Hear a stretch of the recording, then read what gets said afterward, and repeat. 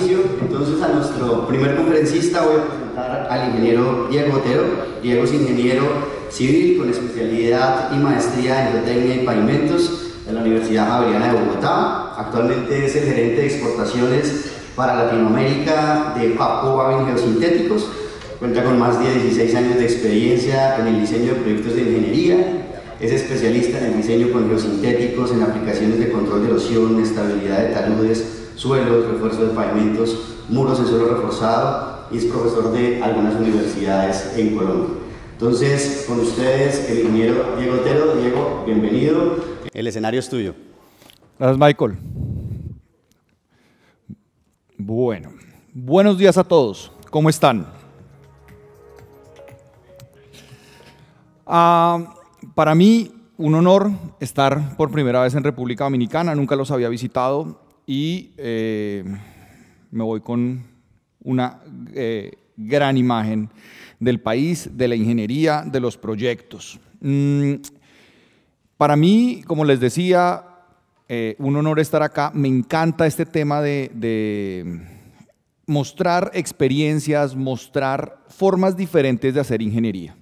¿Por qué digo que una forma diferente de hacer ingeniería? Porque las soluciones tradicionales, aunque han funcionado durante mucho tiempo, no siempre son la mejor alternativa. No siempre son ese elemento que nos va a llevar a buen puerto a largo plazo. ¿Y por qué hablo de largo plazo? Porque las obras de ingeniería que nosotros diseñamos en general, todos los que estamos en este recinto, están siempre pensadas para 50, 100 años y hasta más. Pero ¿qué pasa? No siempre lo que estamos construyendo va a durar esa cantidad de tiempo. Hay elementos que obviamente uno va a tener que ir haciéndoles mantenimiento, haciéndoles algunas modificaciones, pero la idea es que esas intervenciones sean lo menor posible. ¿Listo? Y nosotros desde Papco, nuestra casa matriz, Wavin, también en Europa, en Holanda, siempre hemos estado investigando. Para darles un pequeño contexto de lo importante que es para nosotros como compañía la innovación, el cambio, es esto. En 1955 fuimos los creadores de la primera tubería en PVC. Hace ya muchísimos años, y es un material que seguimos utilizando hoy. Ya dista mucho ese tubo de lo que es hoy. ¿Por qué? La tecnología ha cambiado, los materiales han evolucionado, y esto ha sido parte de nuestro ADN siempre. Como lo mencionaba Sara hace unos momentos, el tema del CO2. El CO2 es ese elemento que lamentablemente en muchos procesos que tenemos a nivel general se produce. Es como ese residuo que queda de muchos procesos. Y en el planeta, el 40% del CO2 está ligado a los proyectos de infraestructura. ¿Y cómo está ligado a los proyectos de infraestructura? La explotación de canteras, de granulares, necesita grandes equipos, maquinaria, que funciona ¿con qué? Con diésel. Y ese diésel que se va quemando produce CO2.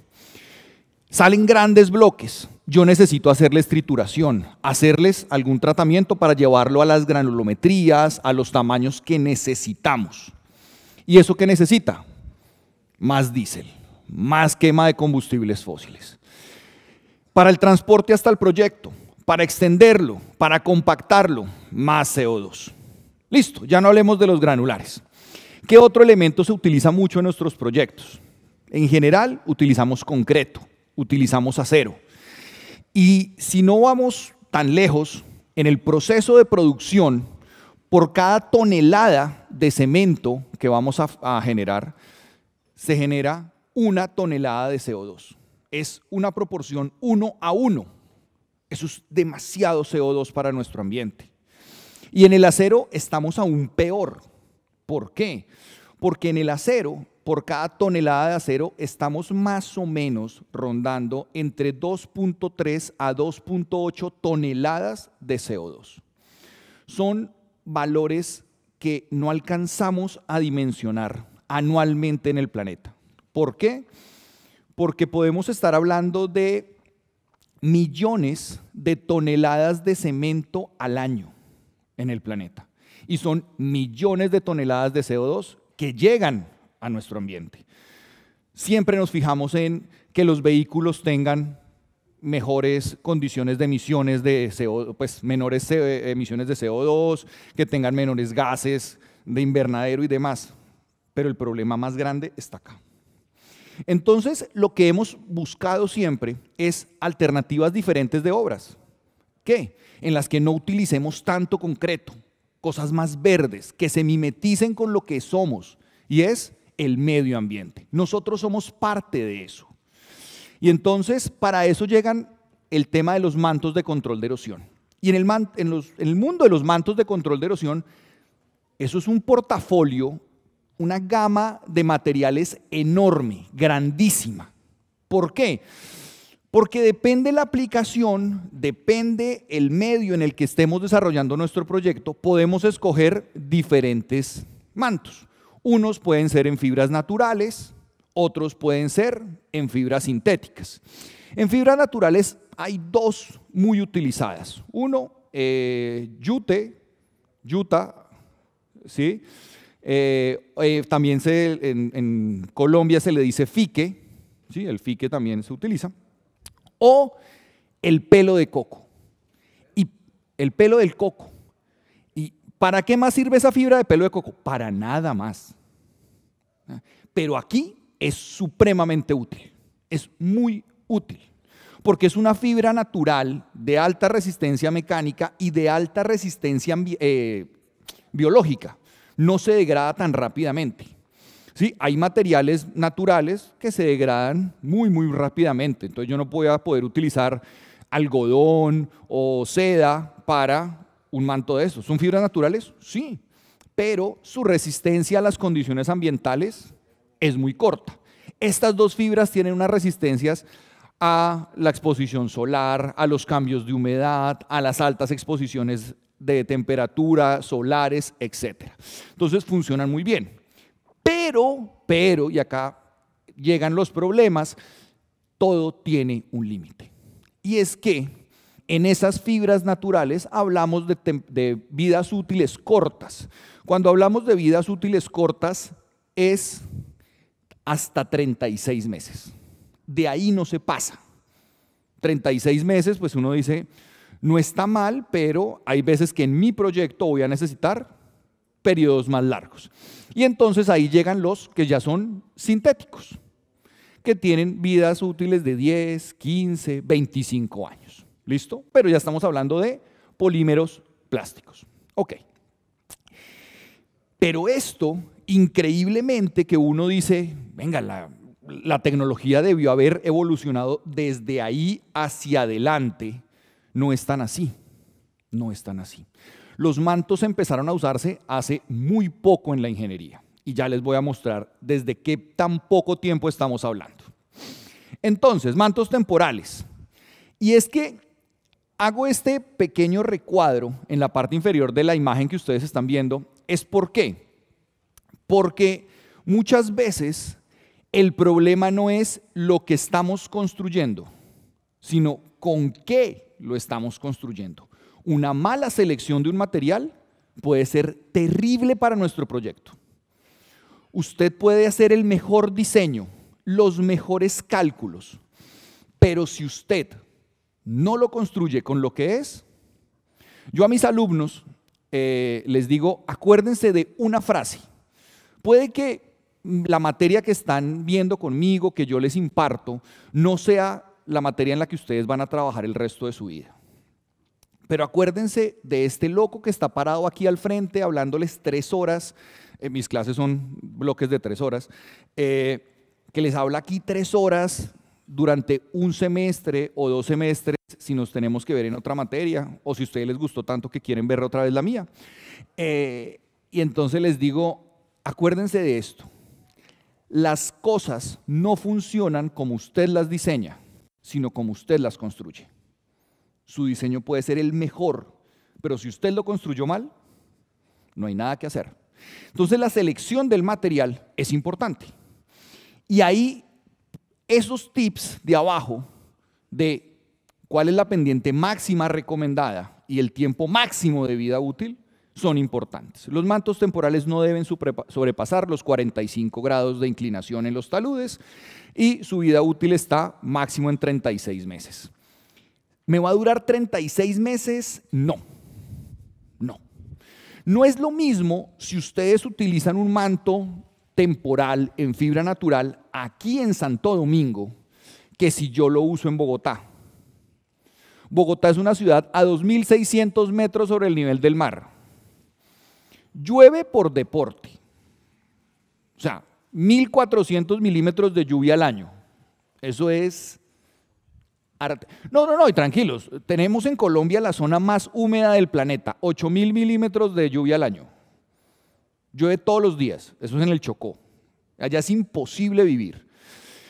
Pero la temperatura máxima, somos malísimos en Bogotá para el calor, pero malísimos. O sea, en verano estamos en 19 grados y decimos, ¡qué calor! No esto. Prendemos el aire acondicionado en los carros. En Bogotá la temperatura es otro cuento.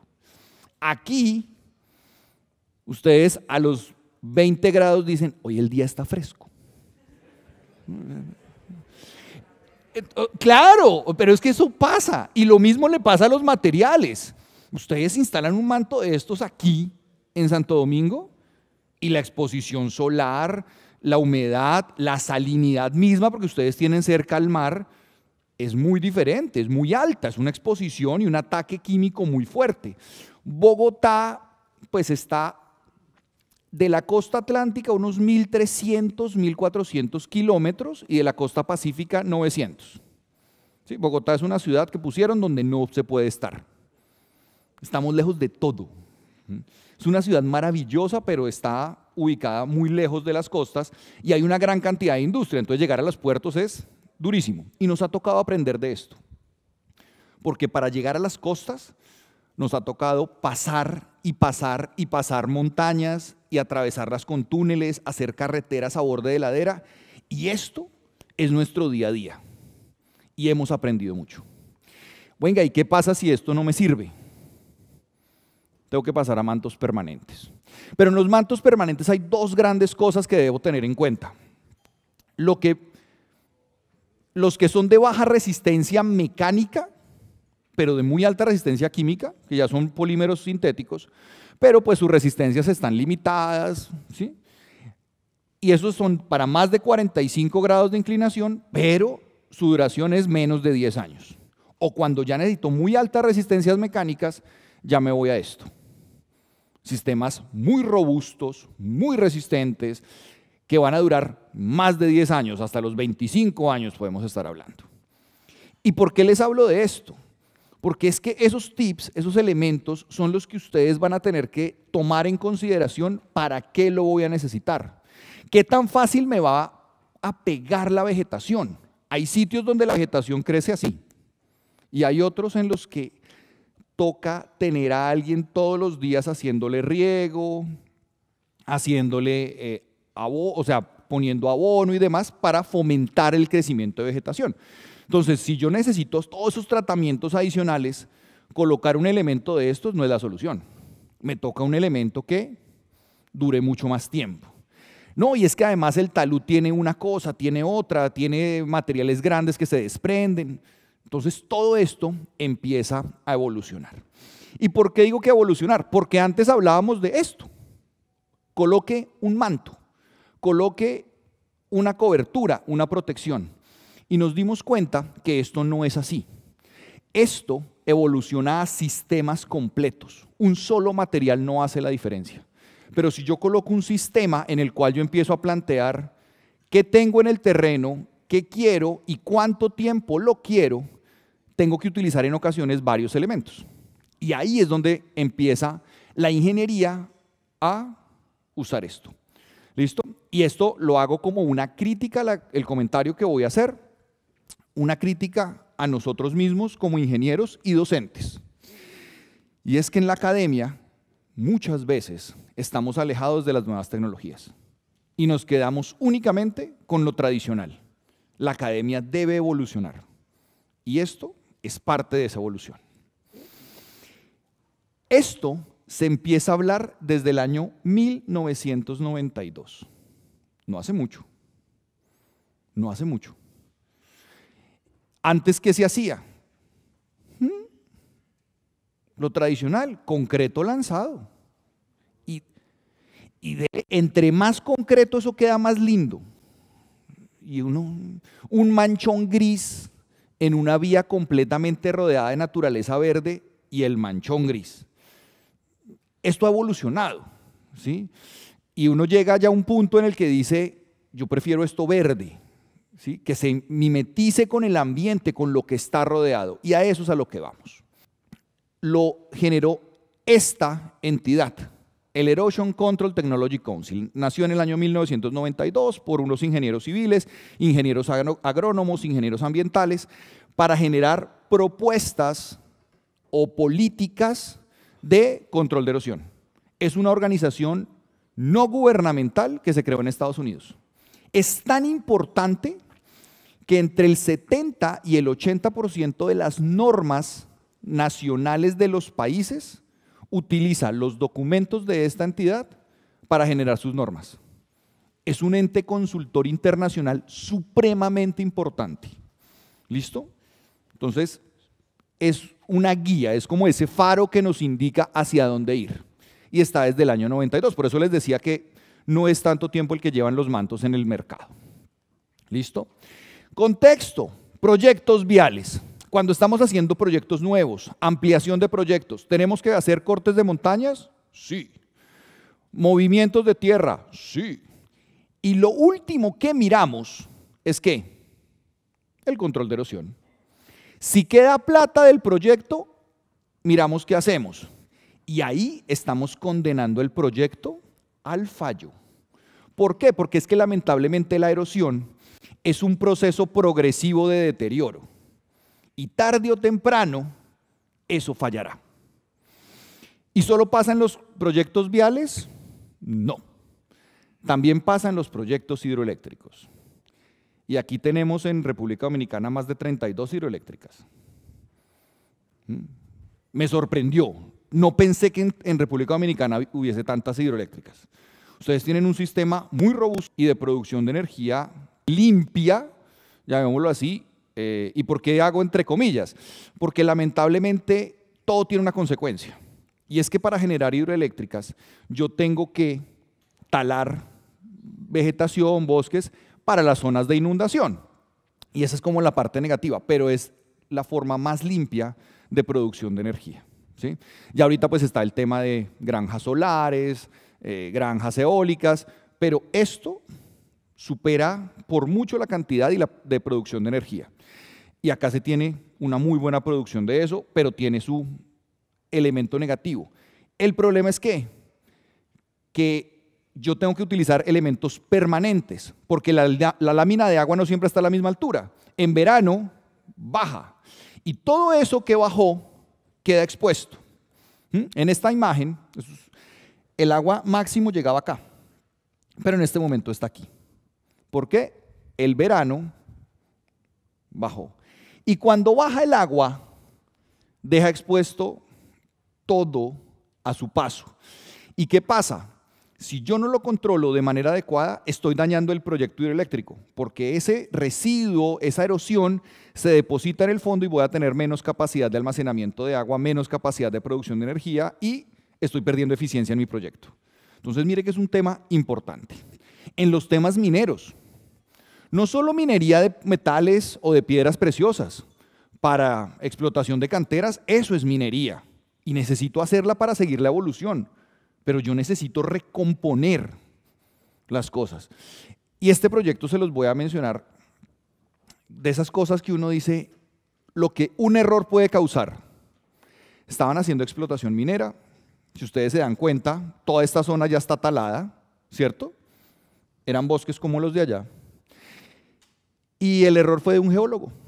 Se equivocó e hizo una mala interpretación de esta zona, dijo que de aquí iba a salir material.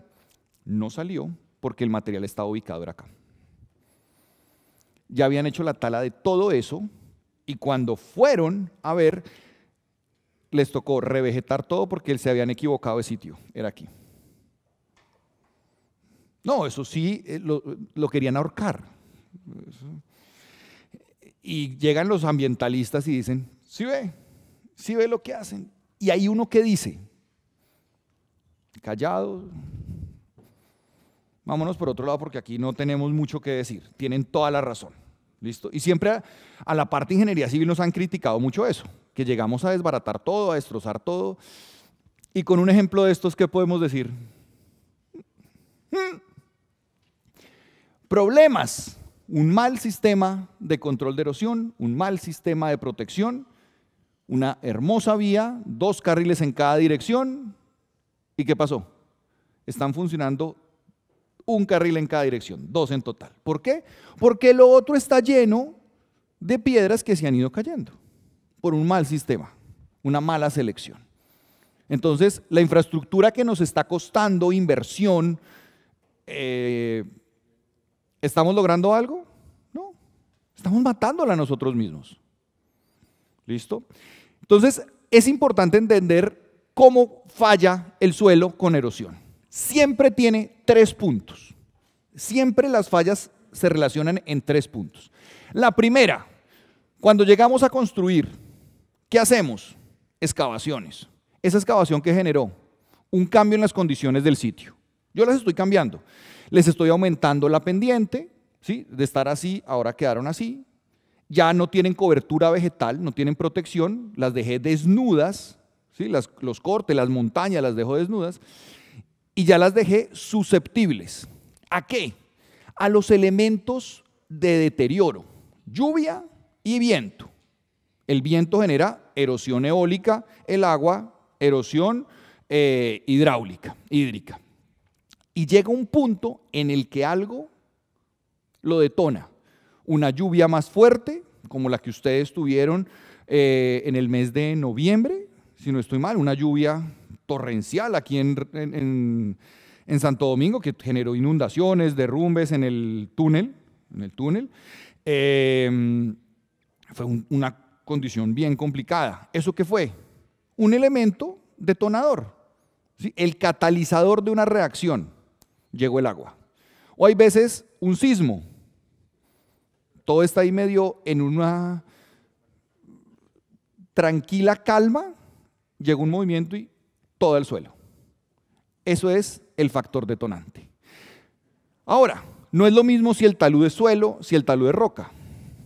Si el talud es roca, empieza con un descascaramiento, lavado superficial, flujo de detritos, desmoronamiento, y eso va.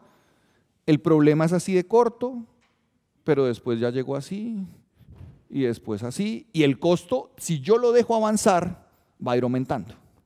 Y en suelo, ¿es igual así? ¿Descascaramiento? No.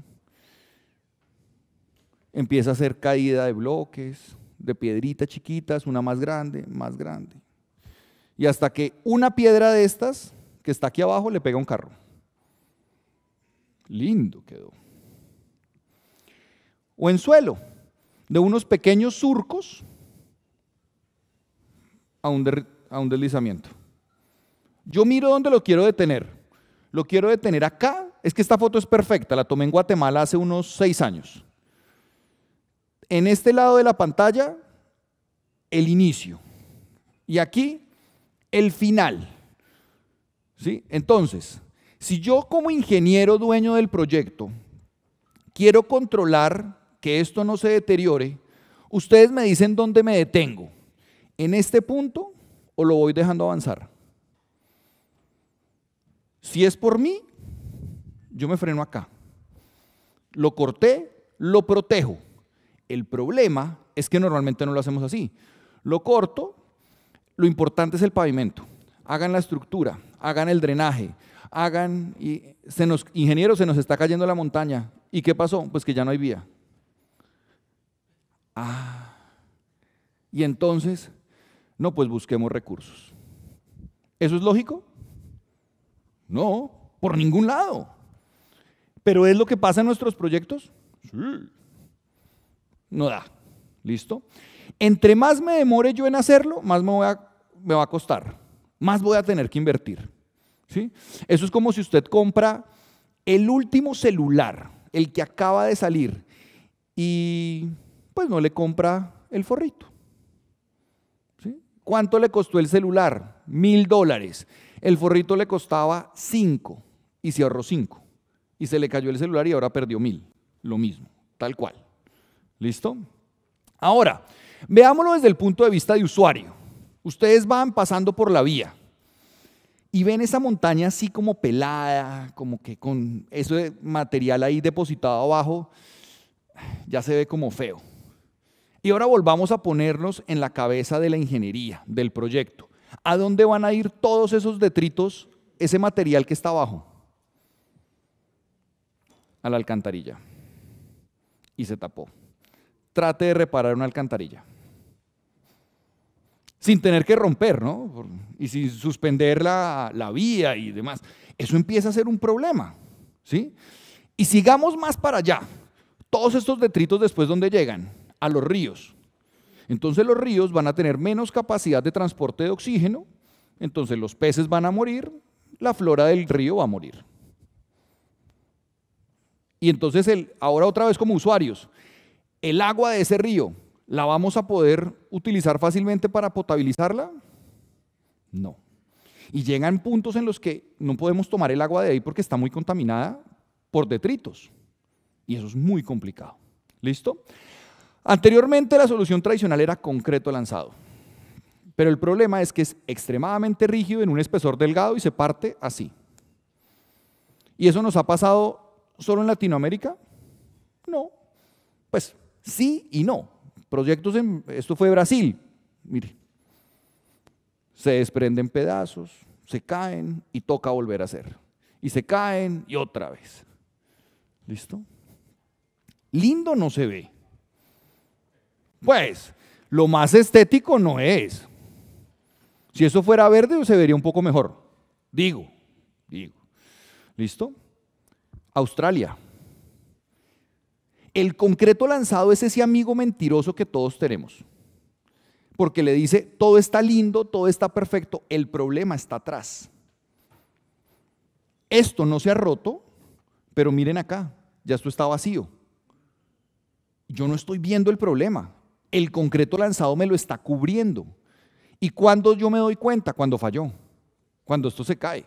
Gravísimo. ¿Y qué hace uno? 5 ingenieros mirando allá abajo y ¿qué hacemos? Y ahora, que lo retiren. Sí. ¿Y cuándo vamos a inaugurar? No habían inaugurado la vía y ya les estaba fallando. Esto nos pasa en todo lado.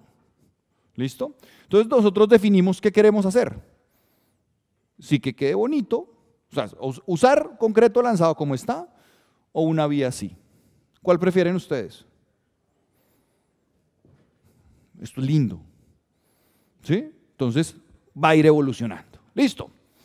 Anteriormente nos decían, no, pero es que si usted tiene que poner anclajes, pernos, tendones, torones, como les llamen, tiene que ser concreto lanzado. Falso.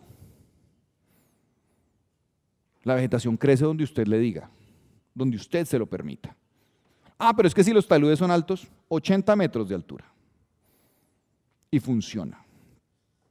¿Listo? República Dominicana, circunvalación Asua, más de 150.000 metros cuadrados de protección, donde inicialmente se iba a dejar libre. O sea, hicimos los terraplenes y Dios proveerá. Eso no funcionó. No llueve mucho en esa zona, pero cuando llueve las lluvias son muy fuertes. Y empezó a presentarse ese deslizamiento pequeño y empezó a desgastarse y a desgastarse. Oiga, ¿qué hacemos? Esto se nos está dañando. Llamen a los que sí saben de esto. ¿Qué hacemos? Entonces, oiga, hagamos concreto lanzado. Hacer toda esta cobertura en concreto lanzado, imagínense que lo verde de aquí abajo, toda esta línea, fuera gris. Horrible. O pongamos mantos para que tarde o temprano salga vegetación. Ahí está. Oiga, y en costos, porque eso debe ser caro, se ahorró cerca del 40% del presupuesto. Es más barato que el concreto lanzado. Mírenlo. ¿Sí? Inclinación, 45 grados.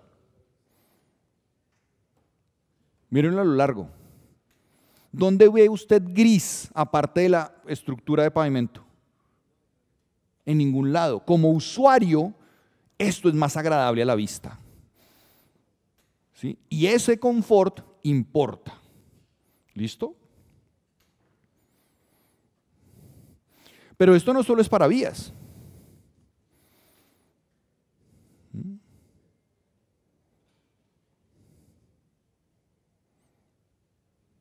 Se ve lindo, ¿no?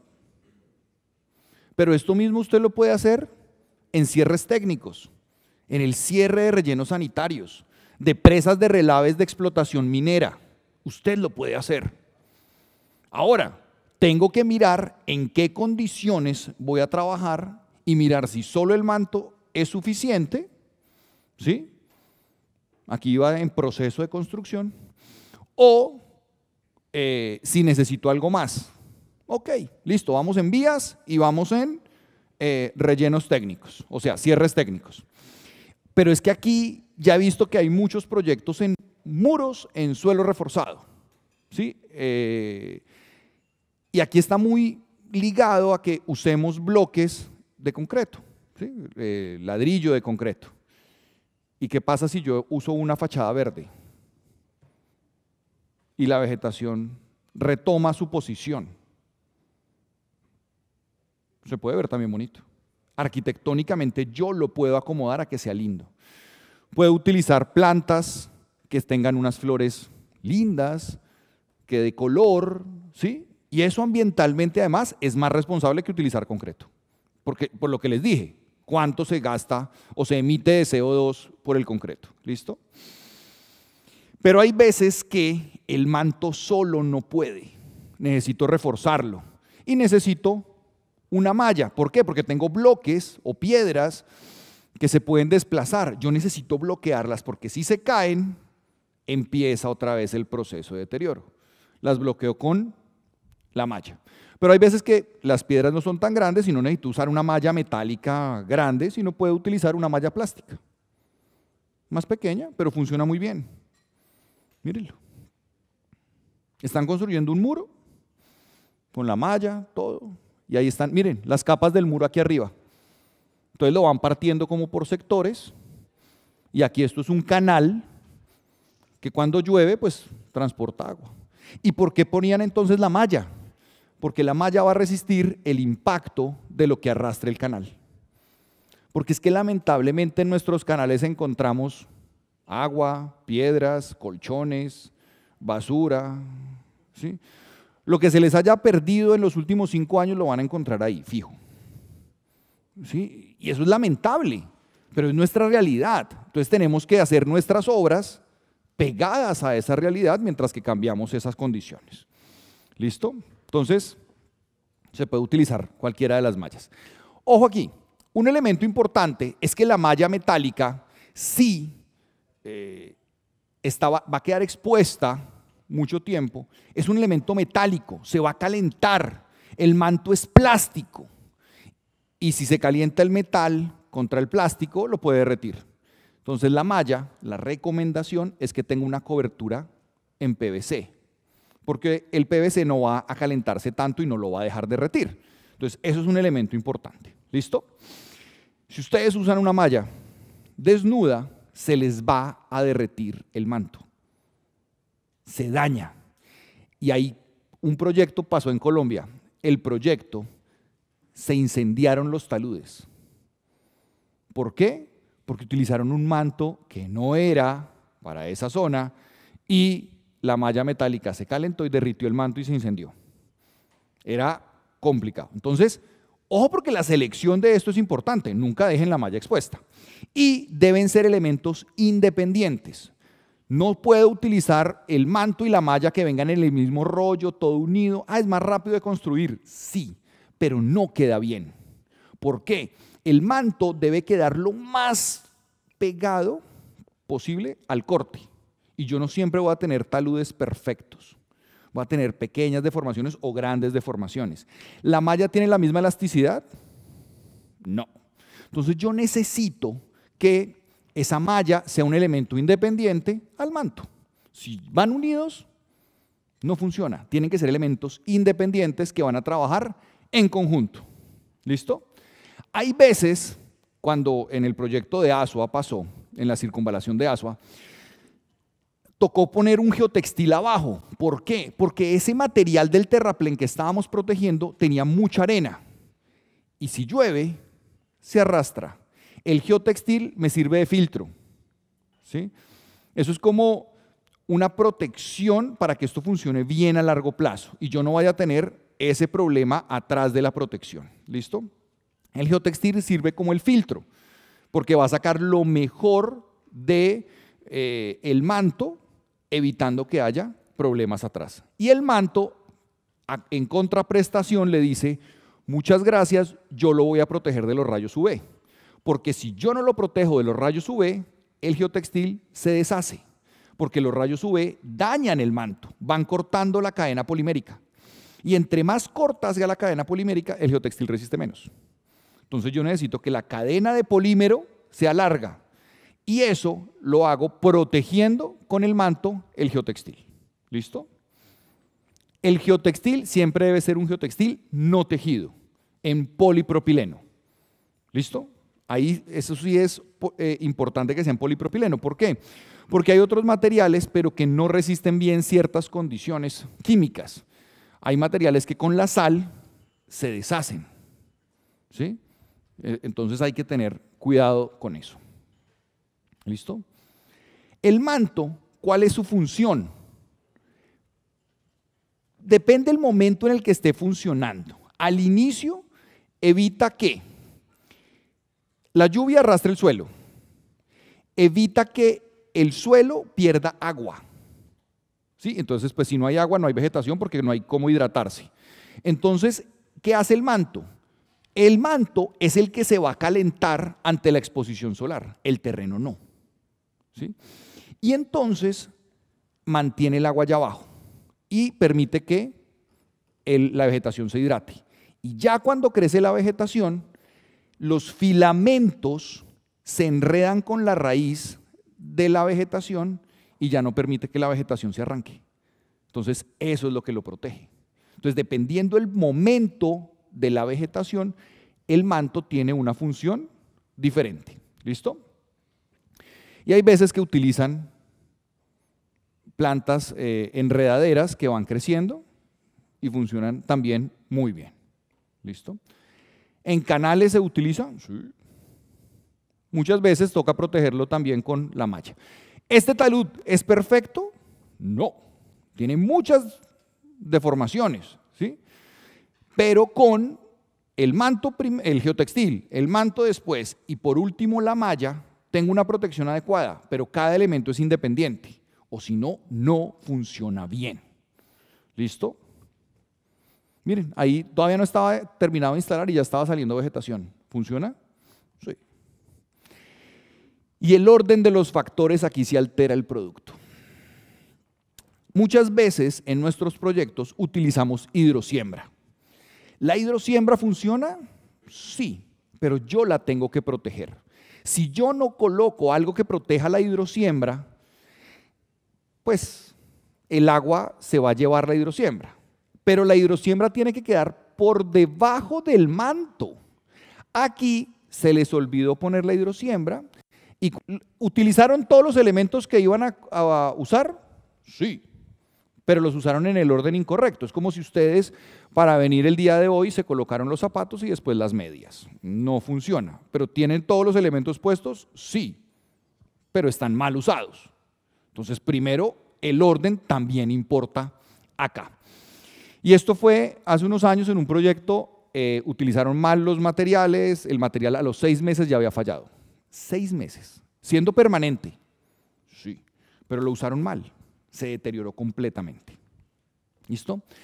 En muros, yo les mostré ahorita un muro desde un poco de lejos, pero se veía cubierto. ¿Aquí ese manto funciona? ¿Por qué? Porque seleccionaron el manto que no era. ¿Listo? ¿La instalación importa? Claro que importa. Yo lo tengo que fijar bien. Si yo no fijo bien el manto, me va a quedar suelto. Y si me queda suelto, ¿trabaja? No. Entonces siempre debo acompañarlo o de hidrosiembra o de un lodo fertilizado. El lodo fertilizado es tierra negra abonada con 2 o 3 tipos de semilla. ¿Quién le recomienda a usted los tipos de semilla? Alguien de la zona, un agrónomo de la zona, que sepa de la vegetación de ese punto. Nosotros de ingenieros civiles, se nos muere una planta artificial. O sea, en serio, o sea, se nos seca un cactus, o sea, no. La hidrosiembra, ¿funciona? Sí, huele fatal. Uy. Uno de los peores olores que uno puede tener, la hidrosiembra, es un olor terrible, pero funciona muy bien, porque es un material orgánico, genera buena cobertura. Pero si yo dejo solo la hidrosiembra, el agua se la lleva. Yo la tengo que proteger. Oiga, ¿y con qué fijo el manto? ¿Con qué lo voy a agarrar? La fijación, los anclajes, son importantes. Normalmente se pueden utilizar ganchos en U o ganchos en J cuando utilizo el uno y el otro. Si el terreno es suave, utilizo ganchos en U. Si el terreno es muy duro, utilizo en J. ¿Por qué? Porque va a ser muy difícil a percusión introducir el perno. Oiga, y si yo voy a tener manto, malla, ¿qué uso? Pernos o anclajes tipo cable. ¿Listo? Entonces, cada proyecto es un mundo, cada proyecto tiene su propia complejidad y tiene su propia receta. Ah, es que allí me funcionó esto, traigamos eso acá.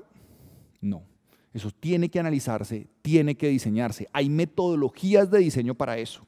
¿Listo? ¿Son complejas? No, son lo más fácil del mundo, pero no las usamos. Entonces, tenemos que aprender a diseñar esto. ¿Listo? Hay unos pernos poliméricos para evitar que un calentamiento excesivo y que se llegue a derretir el manto, pero los ganchos metálicos en varilla de media pulgada, de 3/4 de pulgada en obra, funcionan perfecto. ¿Listo? Y miren, se va acoplando a la vegetación. Ahí, no sé si atrás se vea, pero hay una cantidad de punticos blancos que se ven por ahí. Todos esos son los anclajes. Esto está lleno de anclajes. ¿Sí? Lamentablemente pasa el vandalismo, y es que a veces se roban los anclajes. El que se roba los anclajes se está robando a sí mismo. Es como si, uy, me encontré esto y se lo pasó al otro bolsillo. Se está robando a sí mismo porque está dañando lo que lo está protegiendo a él. Eso es un error. ¿Listo? Mírenlo. A martillo, a percusión. ¿Listo? Y los anclajes, ojo, a usted le dicen utilice tantos anclajes por metro cuadrado. Esos anclajes por metro cuadrado deben ir bien distribuidos. Mire, aquí hay 3 y tenemos toda esta zona sin un solo anclaje. ¿Eso funciona bien? No. Entonces tienen que quedar bien distribuidos. ¿Listo? Aquí hay un cuadro pequeño para tener una idea de cuánto se debe utilizar dependiendo de la inclinación. Pero cuando a uno le muestran estos cuadros y uno dice, ¿y cómo los coloco? Para eso, y si le quieren tomar foto a la siguiente imagen, tómenlo porque es una guía para lo que ustedes pueden tener en sus proyectos. La distribución. Ya nos tomamos el trabajo de hacer la distribución de cada cuánto en horizontal, cuánto en vertical, para que esto sí funcione dependiendo la inclinación de su talud. Y ahí está la magia. ¿Listo? Oiga, venga, pero usted nos dijo de los anclajes tipo cable y no nos ha dicho cómo se instalan. Esos tipo cable se instalan únicamente en los bordes. Y el resto, miren lo que son los tipo grapa, los ganchos. Entonces, donde se unen las tiras de manto, ahí se van colocando. ¿Siempre son necesarios? No, dependiendo el caso. ¿Listo? Aquí con los anclajes activos de 20 metros de profundidad. Están con todas las formaletas de los dados en concreto, obligatoriamente tocaba hacer dados en concreto, pero el resto era manto. Manto, y aquí hay obras complementarias. Las obras complementarias son fundamentales. Si yo no manejo el agua en la parte alta, estoy condenado a que esto no funciona. Por eso les decía, hablemos de un sistema. Y el sistema se complementa con cunetas, ojalá no sean en concreto. El concreto es rígido, la montaña no, la montaña tiene movimiento, se fractura, se empieza a infiltrar y el agua daña por dentro. Traten de usar membrana. La membrana, y ahorita les van a hablar más adelante las personas de Nortene de esto, la membrana es flexible, se acomoda, no se perfora, no se infiltra el agua. Entonces, eso es importante. Las cunetas en membrana han funcionado muy bien. Las estructuras de caída sí generalmente van en concreto. ¿Y pueden trabajar los dos mundos? Sí. Los dos mundos se complementan. No todo tiene que ser en concreto, ni todo tiene que ser en membrana. ¿Listo? Miren, manto y una gran cuneta que baja todo el agua. Y ha funcionado durante los últimos 10 años ese proyecto. ¿Listo? Si les toca usar concreto lanzado, no se les olvide el drenaje. Y no el drenaje que siempre hacemos de unas perforaciones abajo, no. Yo le tengo que dar un camino para que el agua baje. Entonces necesito diseñar sistemas para que me lleven el agua abajo. Si no, la socavación se va a presentar detrás del concreto lanzado y ustedes deciden con qué quieren trabajar. La solución tradicional, que es no hacer nada, o con mantos. Es decisión de ustedes. De mi parte, un gran agradecimiento a ustedes. Muchas gracias por su tiempo y por su atención.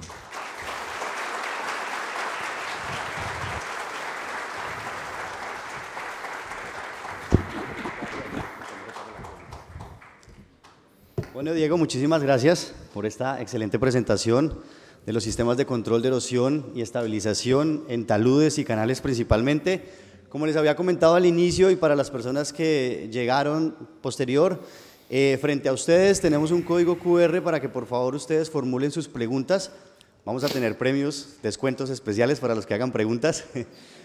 Entonces, amigos, o les van a suministrar un papelito para que ustedes nos hagan llegar sus preguntas. Por acá ya nos llegaron algunas, que se las voy a empezar a leer a Diego. Bueno, por favor coloquen su nombre y de pronto su correo electrónico para con eso, si de pronto no alcanzamos a contestar acá en el panel, pues se la respondemos vía correo electrónico o los vamos a estar visitando en sus oficinas, ¿ok?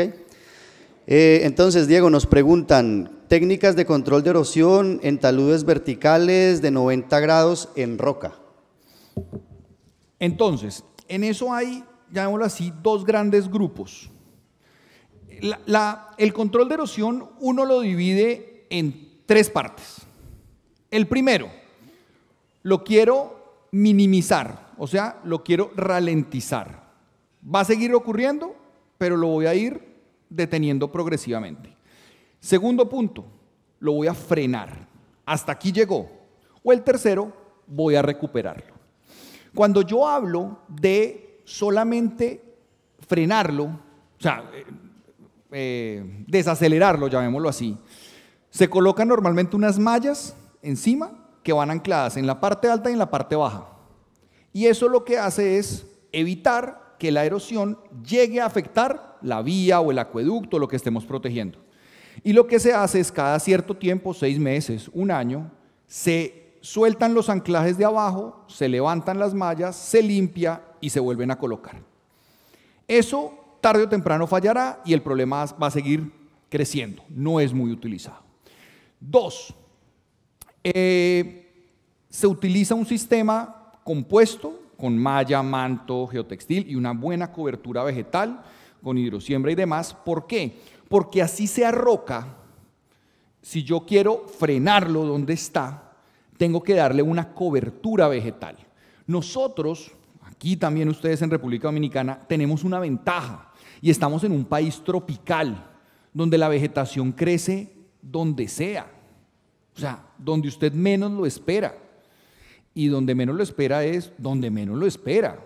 Vi en un proyecto en el que yo estaba, un compañero por razones de, llamémoslo así, descoordinación deportiva, tuvo una lesión y el carro que él tenía asignado en el proyecto estuvo parado 3 meses.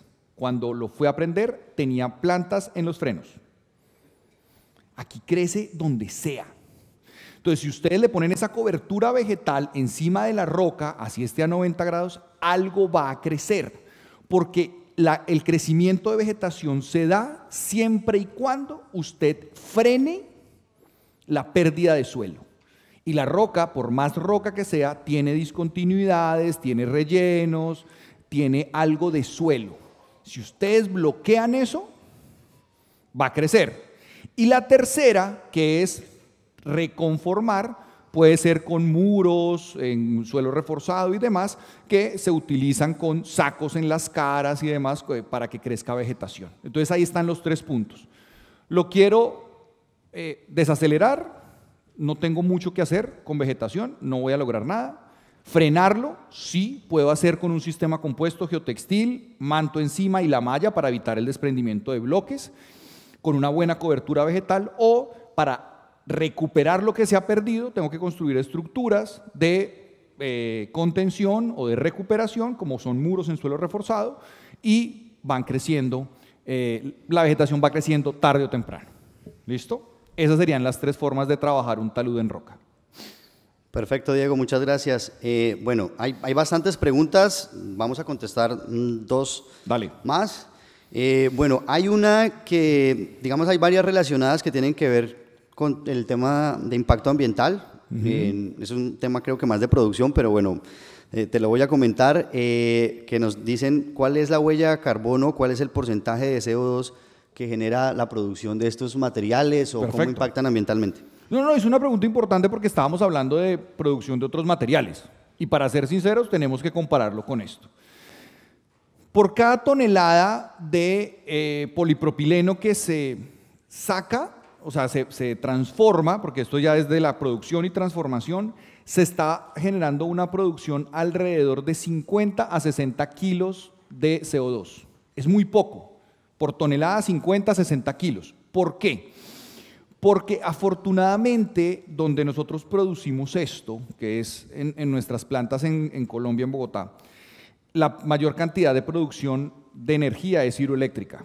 Entonces ahí no estamos generando un proceso de quema de combustibles fósiles.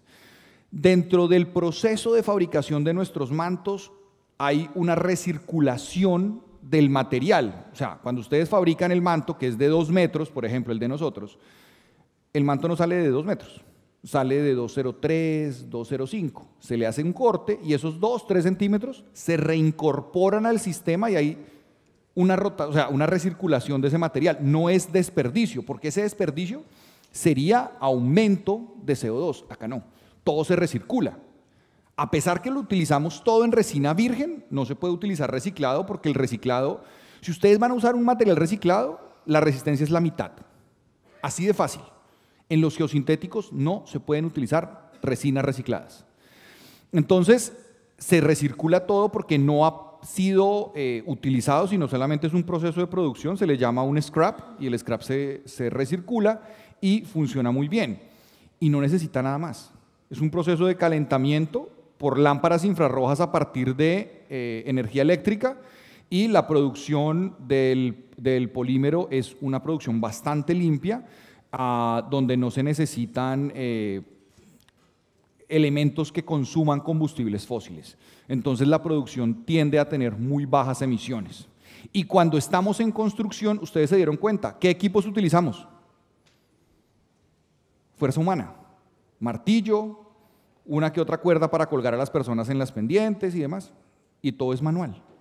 Entonces, estos sistemas, aparte que generan vegetación, generan muy poca contaminación en la producción y en la instalación. Perfecto, Diego, muchas gracias. Bueno, vamos. Diferencias hay entre uno y otro. La resistencia.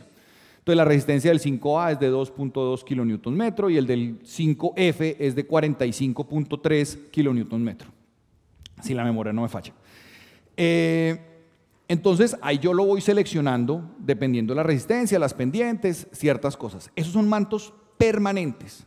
Y los temporales, ahí mismo en ese documento de la Erosion Control Technology Council, si ustedes quieren anotar la página de internet de ellos es www.ectc.org,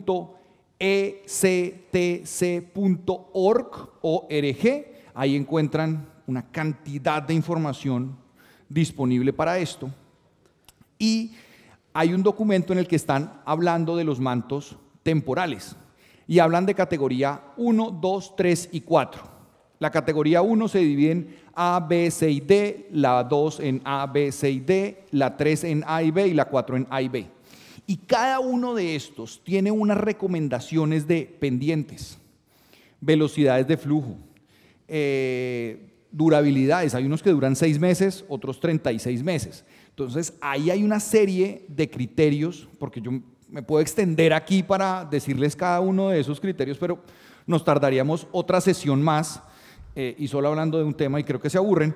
Entonces, ahí pueden encontrar una guía que les da el tipo de manto y las condiciones en las que va a funcionar, desde mallas abiertas hasta mantos cerrados. Entonces, ahí les puede servir de guía. Yo lo digo que es guía espiritual porque ahí le da a uno todos los parámetros que ustedes pueden utilizar para seleccionar correctamente el manto. ¿Listo? Entonces, la principal diferencia entre un manto temporal y un manto permanente es la vida útil. En una hablamos de meses, máximo 36 meses. ¿Sí? Y decimos máximo porque, ya les dije, no es lo mismo en Santo Domingo que en Bogotá. Y lo otro es el permanente. El permanente va a durar 10, 15, 25 años dependiendo cómo lo acompañe, cómo lo proteja y demás. Entonces, la principal diferencia es la durabilidad y el polímero en el que yo lo construyo. Unos son de fibras naturales y los otros son de fibras sintéticas. ¿Sí? A mí particularmente, cuando son cosas temporales, que la vegetación va a crecer muy rápido, me gustan los de fibras naturales, porque además sufren biodegradación. Entonces se incorporan con el terreno porque le terminan sirviendo de abono para la planta. Pero para proyectos así muy grandes de ingeniería, de infraestructura, nos tenemos que ir a los permanentes. Y ahí es donde tenemos una gran fortaleza de conocimiento, de recomendación hacia ustedes. Entonces, antes de retirarme, y llamémoslo así, publicidad, si ustedes en algún momento necesitan un asesoramiento o cualquier cosa, no duden en contactarnos. Esto es un tema nuevo, llamémoslo así, a pesar de que lleva tiempo, pero una buena recomendación, un buen seguimiento, una buena selección es fundamental para que esto funcione. Ustedes, afortunadamente, y se los digo con toda sinceridad, tienen a LACA aquí que los puede asesorar, tienen un grupo de ingeniería muy bueno. Y cuando Michael trabajaba con nosotros y ahora que se vino para acá,